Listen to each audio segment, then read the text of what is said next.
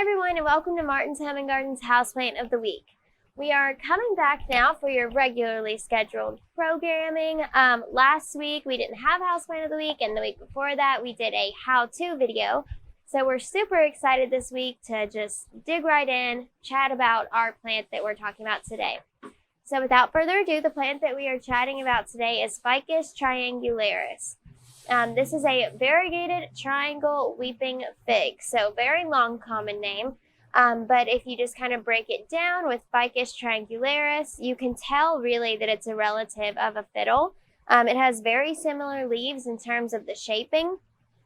And then also you see that the last part of that Latin name is triangularis, which triangle, the leaves are triangle shaped. So it's pretty easy to remember the Latin name. Honestly, for me, the Latin name is a lot easier than the whole long common name.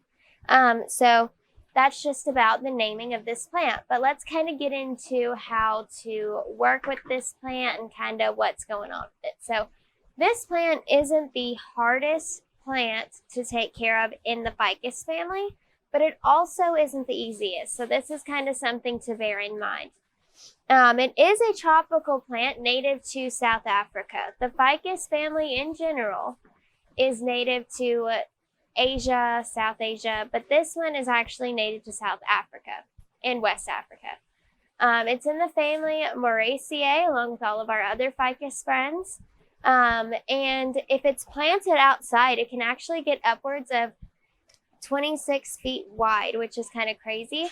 Now, when I say planted outside, I mean planted outside in its native environment where it's going to be fully happy, not planted outside in Tennessee where the winter's going to come and it's going to die. So that's just kind of something to think about. But luckily in the home, they don't tend to perform the same way when it comes to height and width.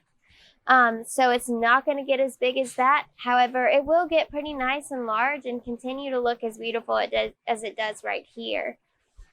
These plants are known for their beautiful variegation. It's kind of got a yellow hue to it. It's like white and green, but it's got a yellow hue around it.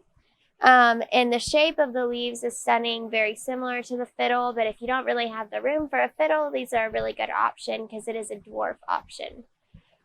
So these plants in the home love bright and direct light.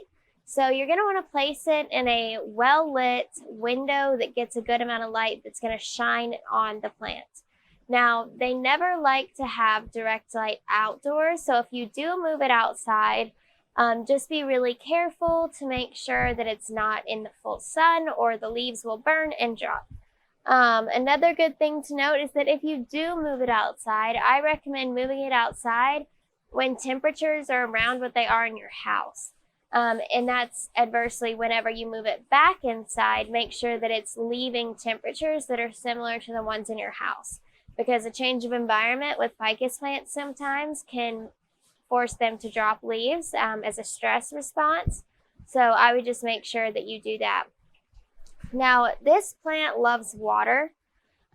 So make sure that your soil dries out in between waterings, but it does like to have a good amount of water. The only issue is that if you don't let your soil dry out, it'll get waterlogged and it'll die. But this plant really is a pretty good option. If you do like to water your plants a good bit, this plant will tolerate a little bit more. Now going back to light, I forgot to mention this plant is not one that tolerates low light. Like rubber trees, part of our ficus family, Ficus elastica, they will tolerate lower light. However, these will not do it and they will drop their leaves and be done with you. So just make sure that you do give it an appropriate amount of light.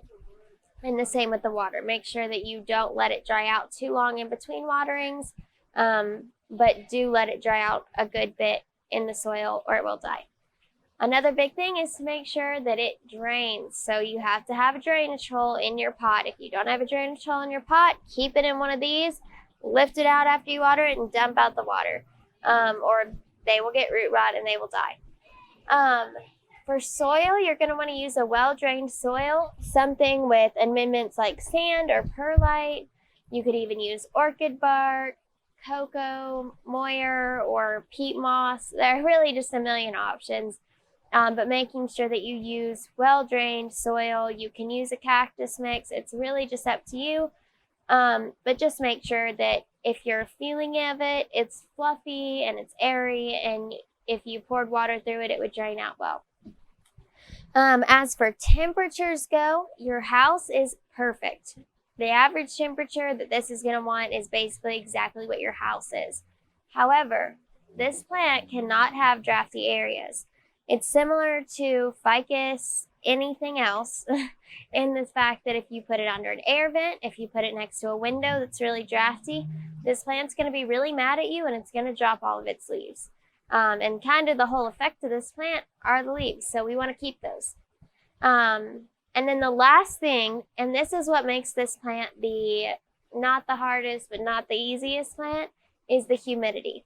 This plant needs humidity. So if you're not willing to put more water in a humidifier pretty much every day, this isn't a plant for you.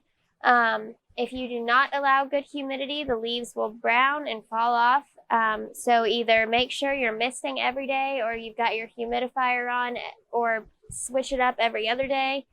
But these really just need the humidity in their life. So if this sounds like the plant for you, and it sounds like a challenge that you would like to take on, we just got a shipment of them.